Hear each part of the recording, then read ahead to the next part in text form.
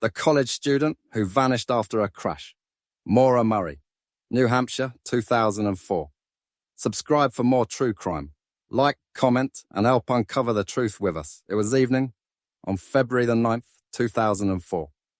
Silent, cold, with snow lingering in New Hampshire's wind. A passing motorist reported a single-car crash along Route 112 near Woodsville.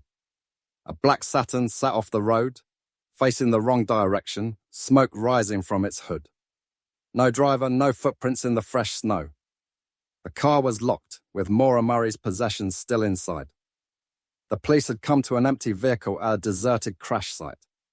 Earlier that day, Maura Murray, a 21-year-old nursing student at the University of Massachusetts Amherst, had quietly packed her things and withdrawn cash. She emailed her professors and said she was taking time off for a family emergency, though her family would later state there was no such emergency. CCTV footage showed her solo at an ATM. She purchased alcohol. She called for information about vacation rentals in the region. At 7:27 p.m., New Hampshire State Police received calls about the crash. A nearby resident had glimpsed a woman walking around the car. A bus driver offered help. She declined. Then she vanished. Detectives responded. They found the car's doors locked, airbags deployed, damage to the driver's side.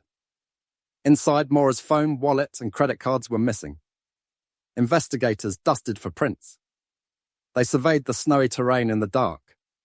The search began in silence. No cries, no sign of struggle, just the whine of wind and the glow of headlights across empty forest. The Murray family in Amherst was told their daughter was missing.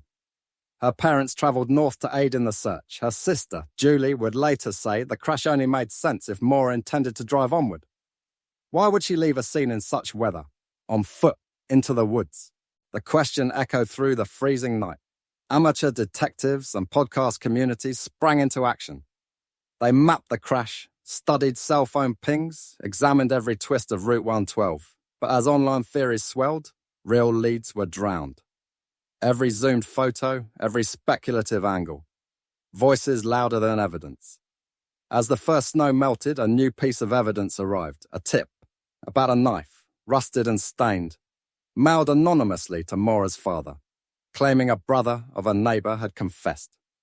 Authorities documented it, but the story took a darker turn. The knife yielded no conclusive DNA matches. The investigation had opened a door into suspicion, but not into truth. That night, with the knife's finger pointed toward unknown hands, no one imagined how deep the mystery would go. The knife, mailed without a return address, had become the single most haunting clue in the case. Investigators tried to trace its origin, but the envelope carried no fingerprints, no DA, no postmark that led anywhere meaningful. It was as if someone wanted to stir the waters, not solve the mystery. Meanwhile, weeks had turned into months, and Route 112 had become a shrine of unanswered questions. Maura's father, Fred Murray, refused to give up. He drove the same stretch of road almost daily, retracing her last known steps, asking locals, searching the woods himself. Somebody knows something, he kept saying. But each time the trail went cold just past the crash site, as if Maura had stepped into thin air. The snow had melted by spring, and with it went any remaining trace, no footprints, no scent trail for dogs, no torn clothing, nothing. The media frenzy had turned brutal. Online sleuths claimed she'd run away, joined someone new, or staged her own disappearance. Others insisted she'd been abducted. The police tried to sift through the noise, but the case had become a public spectacle. Journalists camped outside the family's home. Conspiracy forums exploded with theories, some cruel, some absurd. The truth was suffocating beneath layers of speculation. Then a local witness came forward, an older woman who lived near the curve where Maura's car had crashed. She said she'd seen a dark-coloured SUV parked behind the Saturn that night, engine idling, lights off. When questioned, she admitted she couldn't identify the driver, but the timing was chilling. The SUV appeared minutes after the crash, and when police arrived, it was gone. Investigators revisited the timeline. Could Maura have accepted a ride? Could she have known the person? Forensic teams revisited the car. They found a rag stuffed into the tailpipe, possibly to reduce exhaust smoke, a sign that Maura may have been struggling with her vehicle before the crash. Yet why drive that far alone into rural New Hampshire without telling anyone? The deeper they dug, the more contradictions emerged.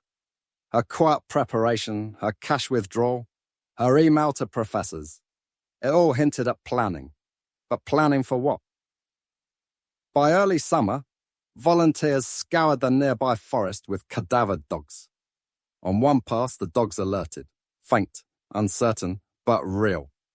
Excavation teams arrived, cameras rolled. And then they unearthed something small, half buried in soil.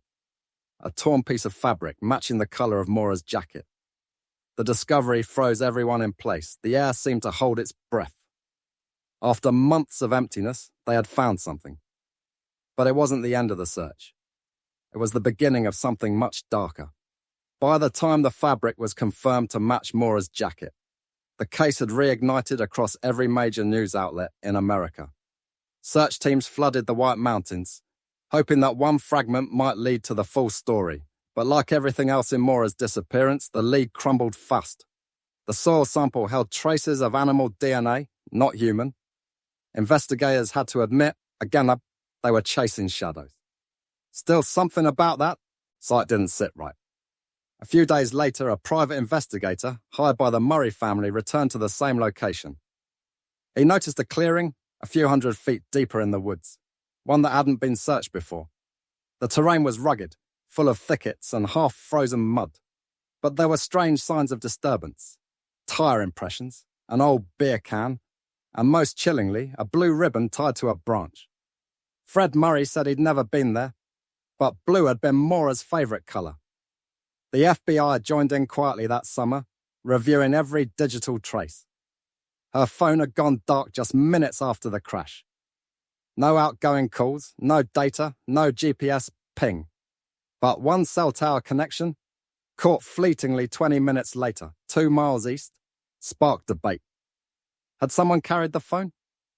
Was Maura alive after the crash, walking through the dark, freezing woods? The idea haunted investigators and her family alike. In the years that followed, the mystery deepened rather than faded. Several anonymous tips came in.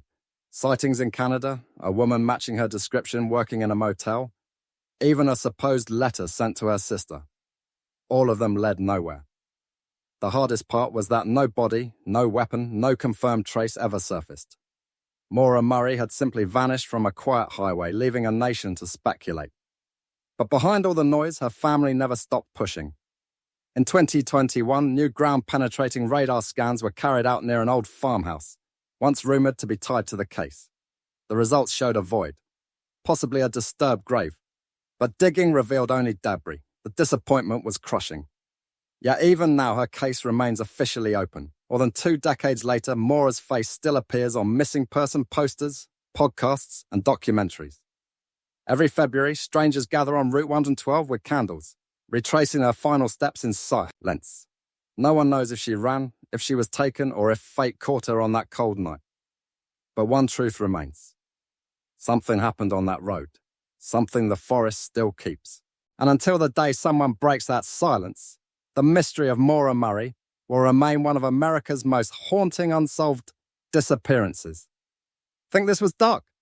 The next story goes deeper. Subscribe and uncover what's next.